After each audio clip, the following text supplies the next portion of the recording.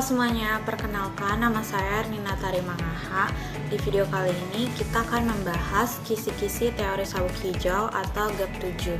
Jadi mohon disimak dengan baik supaya kalian gak cuma hafal doang, tapi kalian bisa paham dan ngerti dan ilmunya bisa berguna dan kalian ingat sampai kalian sabuk hitam.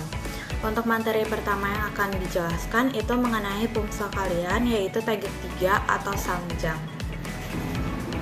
Selanjutnya kita akan membahas fungsi yang ada di sabuk hijau, yaitu teguk 3 atau samjang. Di dalam samjang ini terdapat 20 komando dan juga satu kihab di gerakan terakhir. Mulai dari awal, yaitu dari jendi, kalian harus perhatiin kaki kalian. Jadi yang dibuka itu atau yang geser itu adalah kaki kiri, dan jaraknya itu harus satu telapak kaki. Kemudian kalian perhatiin jari-jarinya itu harus menghadap ke depan, lurus, gak boleh ada yang miring kayak gini ataupun kayak gini, karena itu akan mengurangi nilai kalian. Dan kalian juga harus perhatiin tangannya, itu cara pengambilannya kayak gini. Jadi tangannya naik pelan-pelan dan telapak tangannya itu menghadap ke atas gini. Kemudian juga turun dan dikepal. Nah, untuk gerakan pertama itu kan ada one up sogi aremaki. Yang kedua itu ada tendang, pukul 2 kali. Nah, nama pukulannya itu adalah dubon montong jiruki. Dubon itu artinya dua kali, dan montong karena sasarannya dua-duanya ke montong atau ke perut, ke bagian ulu hati atau myeongchi. Dan ini namanya pukulan, jadi namanya jiruki. Sama dengan gerakan yang keempat. Selanjutnya untuk gerakan kelima dan keenam itu ada yang namanya wen absogi sonal mukchigi. Pengambilannya kayak gini, kayak ngambil montong anaki, cuman bedanya dia tangannya kebuka. Dan ini sebutannya itu menggunakan pisau tangan atau namanya itu sonal. Kalau pisau kaki kan namanya baunal. Nah, kalau pisau tangan itu namanya sonal. Dan arahnya itu ke leher kalian masing-masing ya. Jadi tinggi rendahnya itu disesuaikan sama leher kalian.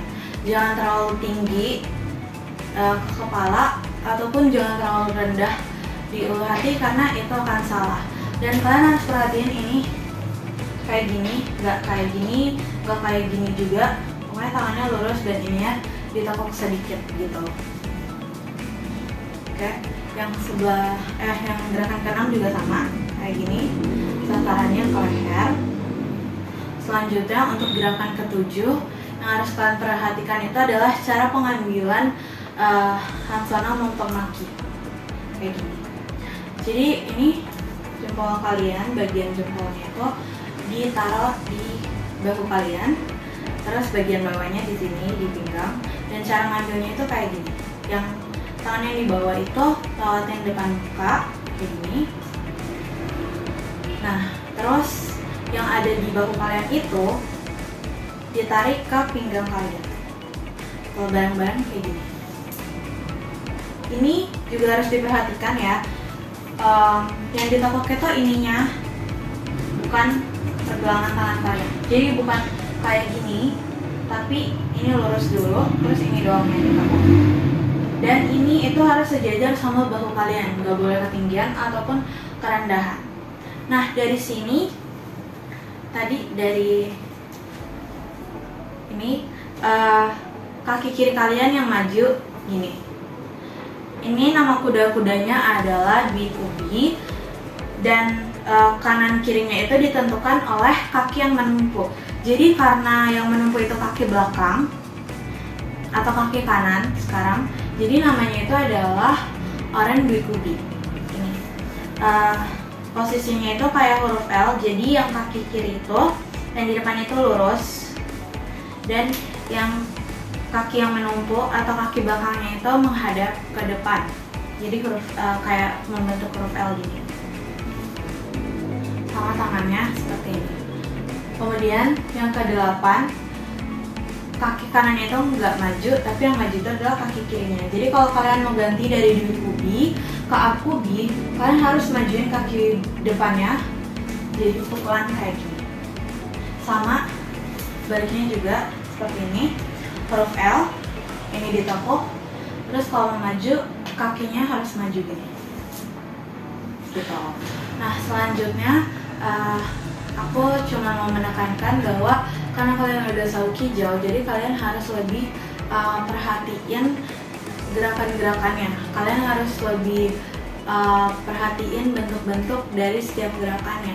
Jadi contohnya momtom jirugi, kalian harus tahu bahwa momtom jirugi ini itu sasarannya ke ulu hati, jadi nggak sejajar kayak gini tapi agak masuk ke dalam. Kemudian untuk aremaki juga pengambilannya jangan sampai terbalik sama hansona momtomaki kayak gini. Aremaki tetap kayak gini terus ke bawah gini. Terus untuk kuda-kudanya itu juga sangat penting. Jadi kalian jangan sampai salah kuda-kudanya, dari apsogi kayak gini, dari duikubi kayak gini. Kalau kaki kanan yang di belakang berarti orang duikubi, kalau kaki kirinya yang di belakang berarti wen duikubi. Dua-duanya harus ditekuk ya, jangan cuman belakangnya doang atau bahkan belakangnya nggak ditekuk. Jadi dua-duanya harus ditekuk gitu. Kemudian juga untuk